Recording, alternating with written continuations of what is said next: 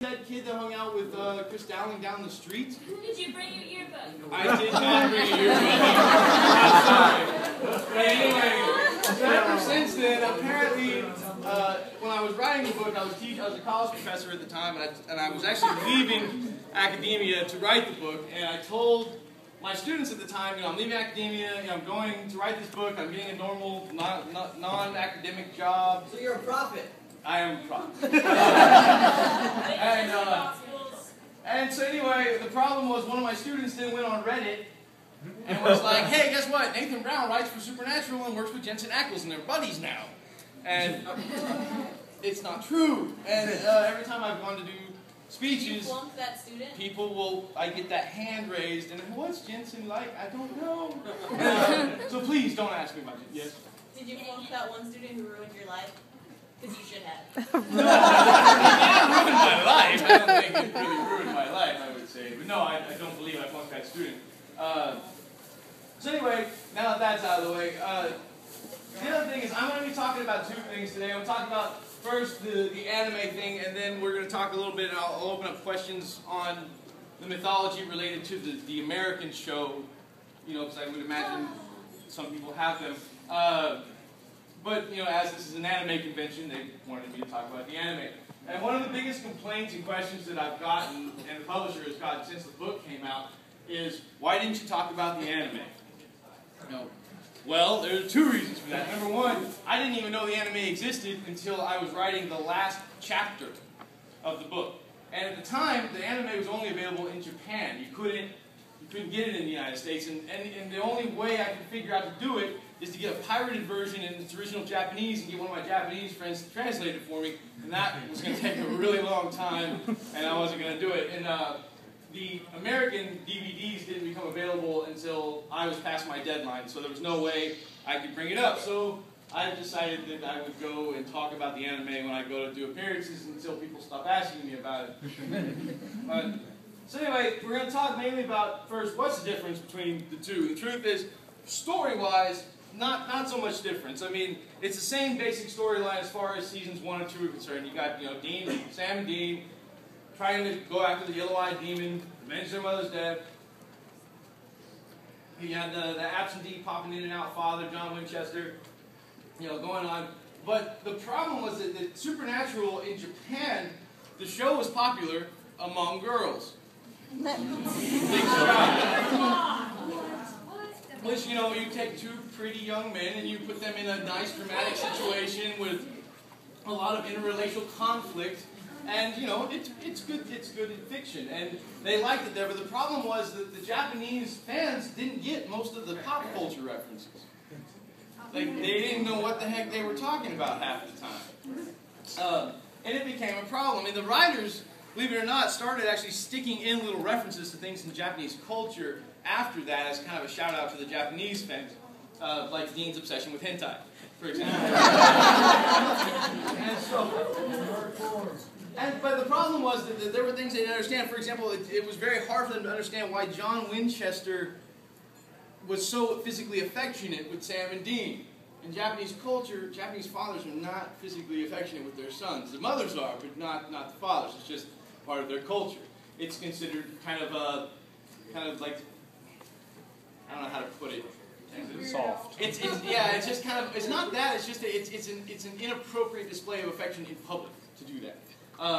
It's against protocol, I guess we could say.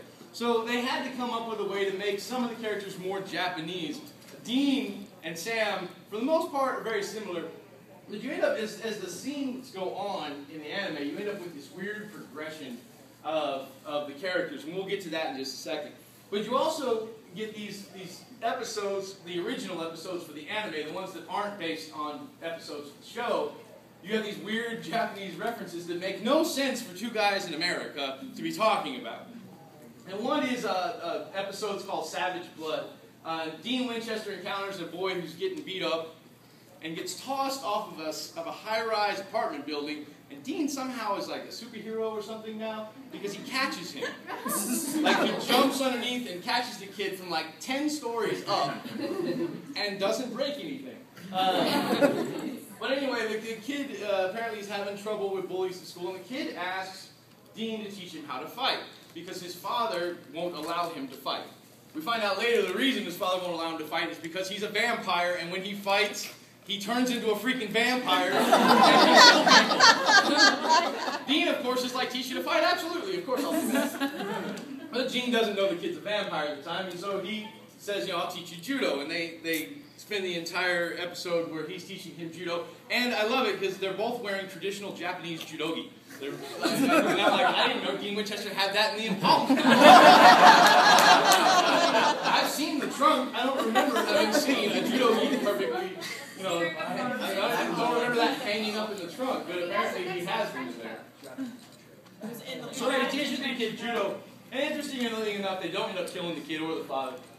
But because, you know, they're living off of cows and stuff. But as they're driving off at the end of the episode of the Impala, Sam goes, you do realize that Dad taught you jujitsu, right? Not judo.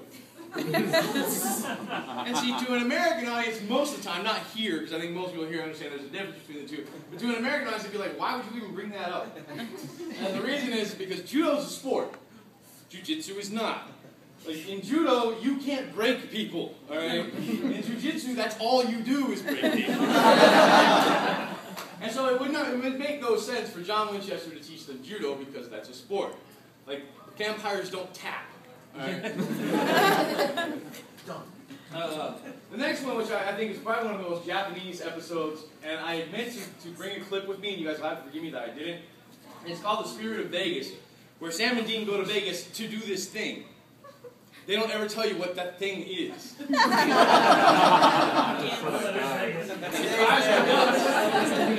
He's like, and so when we get there, we see Dean at the tables. You know, he's doing roulette and he's doing blackjack and he's winning a bunch of money. And of course, Sam's like, "What are you playing with?" He's like, "It's all the money we have." And Dean's like, "Don't worry, I got this." And so anyway, like he's winning a bunch of money. You know, they're in Vegas and. More or less, he comes across a cursed coin that's attached to this bad luck Shinto kami named Bimbogami. Bimbogami is more or less they say poverty spirit in the show, but it's kind of like poverty god, but kami aren't exactly god. So they're more like spirits, but sometimes they're gods. It's really hard. In English, we don't really have an equivalent word for kami, which is why I have such a hard time with it. But he comes across him, and the interesting thing is that most poverty gods in mythology are actually more like patron saints of people who are poor. Not the Japanese one. The Japanese one makes you poor. His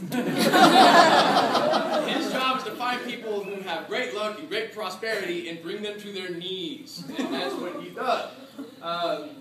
So Dean comes across this coin after winning at the tables, and it's this little old man like sitting on his shoulder with a staff going hee every time he and it's an interesting thing. The Bimbogami, they say that the way that you know, and in the show, it's funny because the reference is there in the anime, you hear this weird crackle sound every time he shows up. And honestly, to most American audiences, it makes no sense. To Japanese audiences, it does make sense because if you hear the sound of beetles making that crack sound that they make, you know what I'm talking about, that kick sound that I can't mimic. When you hear that sound, that means he's nearby. And so it's kind of like, you know, get away from wherever you are, because once he latches onto you, he's really hard to get rid of, as Dean finds out. It's probably the most uncool version of Dean you ever see, because Dean, and we'll get to that more later, but we'll talk about Dean in a minute. But he ends up getting this Japanese Shinto kami attached to him, and ends up running into an elevator door, and he walks